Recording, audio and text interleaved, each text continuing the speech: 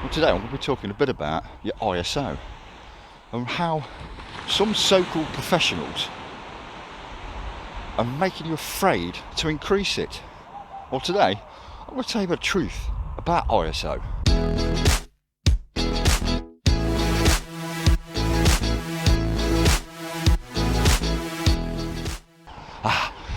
Greetings all, and hello again. So good to see you back, and it's good to be out. And I'm rushing a little bit this morning. I got up on time, and then got stuck reading the news, and yeah, I got engrossed in that. I was like, oh crap! I'm a bit of a rush to get to where I want to go. But luckily, it ain't too far, and hopefully, I should get there in time. Sunrise is 6:28, I think it is, and I wanted to be there now ready, and it's now 5 to 7. But I'm only about 5-minute walk away, but I got to be quick. But yeah, oh, this is cargo passed first. How annoying. But yeah, I want to talk a bit about ISO, and for those who are quite familiar with the exposure triangle, we'll sort of realise that ISO is really important, and I just want to discuss about, there are certain channels on here, one in particular, that a certain slogan that he uses, and I'm not going to say it because I don't want to be detrimental to the guy, because he is a good photographer, but the slogan makes people frightened to use or increase their ISO. So, and just because he's a so-called professional, people are going to listen to this, and the thing is, it's wrong. I'll tell you more about that in a minute. I've seen a lot of change, been through a lot of pain. Some things are not the same as they were a year ago, but all will be okay. I move on each and every day. The past is where it stays, way back a year ago. I've changed for the better this time. I thought I would never be fine. I strive just to say I'm alright, and for the first time in a long time I'm alright. I thought I was going to get wet then, but I didn't. Right, I'm running out of time, so I'm quickly going to get set up, and then going to go over a few bits.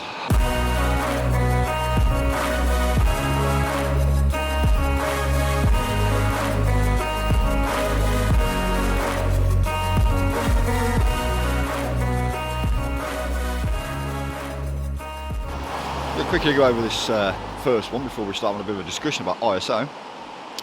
And I'm actually quite close to the water, and I couldn't get to where I actually wanted to go because the tide's quite far in, and I would have got absolutely soaked walking around. So I'm in a bit of a drier place, though the tide's come literally to where the camera legs are. Hope we don't go in any further. Anyway, I digress. I quite like this one, even though it's not full of colours or anything like this. I don't know, there's something about it. And because of obviously the town where I live, which is Swanage, by the way, for those of you who don't know, we've got some real nice features here, which a lot of photographers around, they do take advantage of them, and quite rightly so. And one of my favourite places where I do go quite regularly, as you've probably seen, is Peveril Point. And if I switch, I don't know, 1 minute, let me switch on the live view of the camera here so that you can actually see the, there we go, right. So I'll pop that up here as well now. If I turn the face tracking off, it'll be easier for me then to move to the side, and I can put it here. Right, so as you can see, it's just about in view on the, what is it, sort of middle-ish to the right. That's Peveril Point. And it's such an amazing place to go to do a sunrise. It's unreal. And I can see the sun's starting to come through over there, which, so better hurry up and take this one, because I've got feet wet. So I better actually hurry up. And so basically what I've done here is I've used the groin, as you normally do if you're in this location, is the groin's a brilliant line. They really are, and they add to the photo of a sea view. So all I've done is got nice groin. It's actually running pretty much across the frame, and then obviously pivot point is just above to the right, and this is nothing spectacular, but I really like this. I really do. Settings wise, let's just get back to it. I keep getting wet here. It's going to be worth it, I tell you. It's F11, ISO 100, which gives me a shutter speed of about a 30th of a second. So that's it. And I've actually took two. I've took one with the horizon on the top third and another one with the horizon on the bottom third. I'll put them both up and just let me know what you think of them.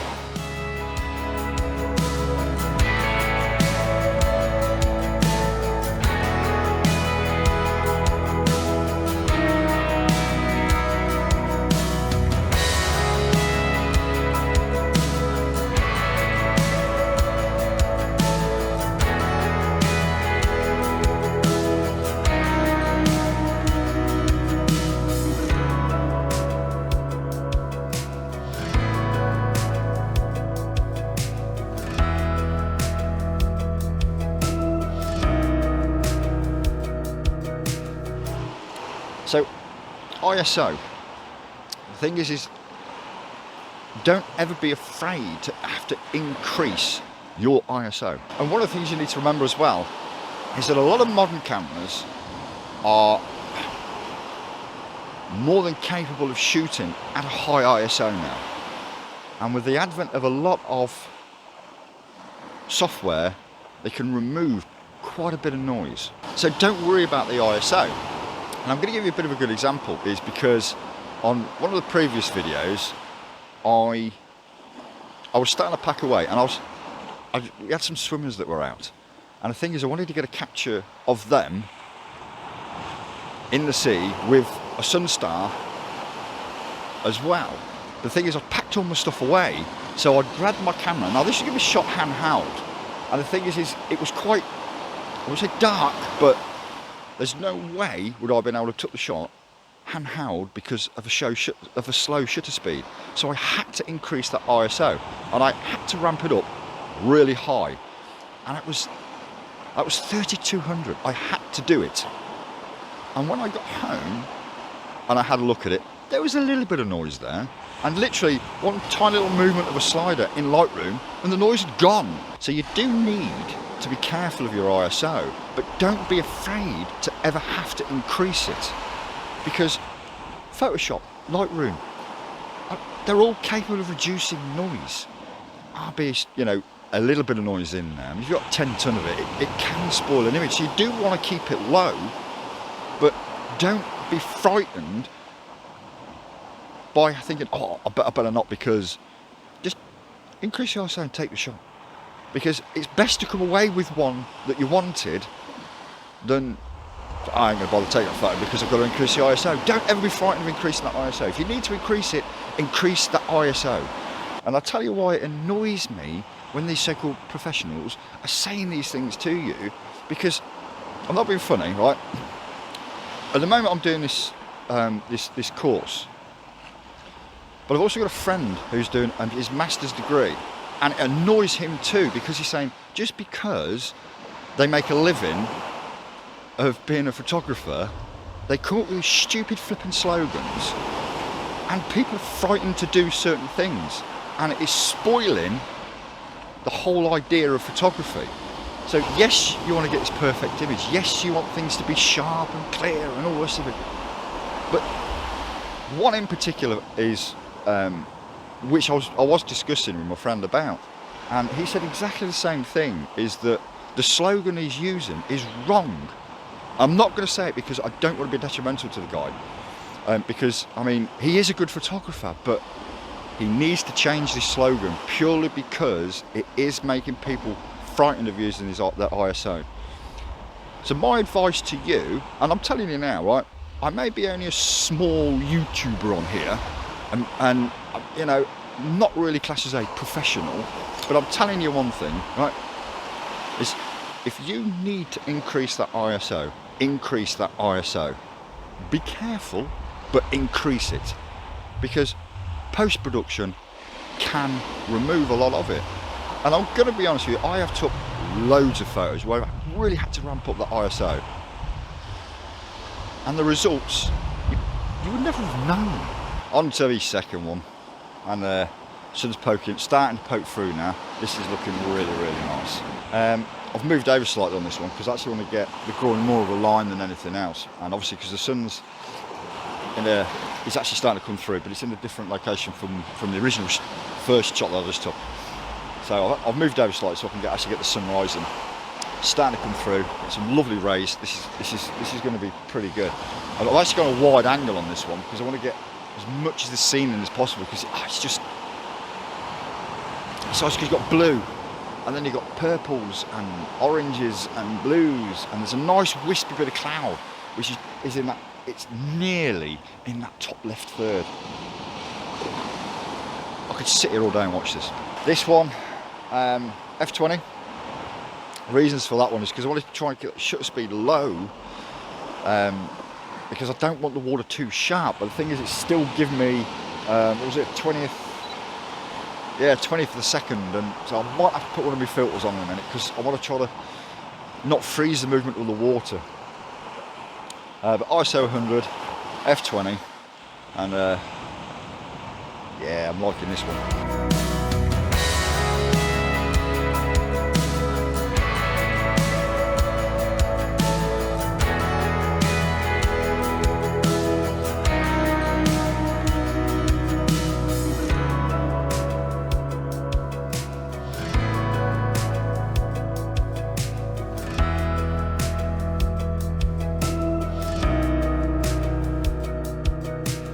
I'm going to show you one image here now. Now, this is nothing spectacular, but basically what I wanted to do was there's this little tiny rock, okay, and we've got the sun in the background. Groin is just to the right. Now the thing is, I'm going to be doing this one handheld. Now the problem we're going to face is the shutter speed would have been at a 15th of a second. I would not have been able to keep that stable enough doing that handheld. So for me, I've increased the ISO up to 400. Which now has actually given me a shutter speed of about 80th of a second. I can do that handheld quite easily, and I've took the shot. So don't ever be frightened of using that ISO and increasing it. So it's there for a reason, you know, because if they wanted you to shoot ISO, they wouldn't have given you the capabilities of shooting or such of a high range. And yes, a lot of older cameras, you know, 10, 15 years ago would have actually increased a hell of a lot of noise. But a lot of the modern cameras, especially some of those that have only been released like within the past couple of years, you know, like your Canons, like your R5s, your R3s, and all, you wouldn't even know you've increased your ISO. The technology has moved so much now, is that just don't be frightened of it. It's a lovely, glorious morning again. This is, you know what I mean? Do you know what I think I'm done for today, actually? I want to sit down, chill out, relax for a bit, and taking this lovely sea air, and then get on my well-deserved bacon sandwich and a cup of tea. Yeah, I've got quite a bit coming up. Well, actually, I've got a whole list of things that I want to do, and I don't know which one I'm going to pick for next one. But if you want a bit more following me around and a bit more of my views and opinions, because let's just face it, that's all they are, then hit that subscribe button, and don't forget, give us that thumbs up, helps me out massively. Yeah, and I'll see you on the next adventure. So thanks for joining me, guys. Take care, stay safe, and I will see you soon. Some things are not the same as they were a year ago, but all will be okay. I move on each and every day. The past is where it stays. Way back a year ago.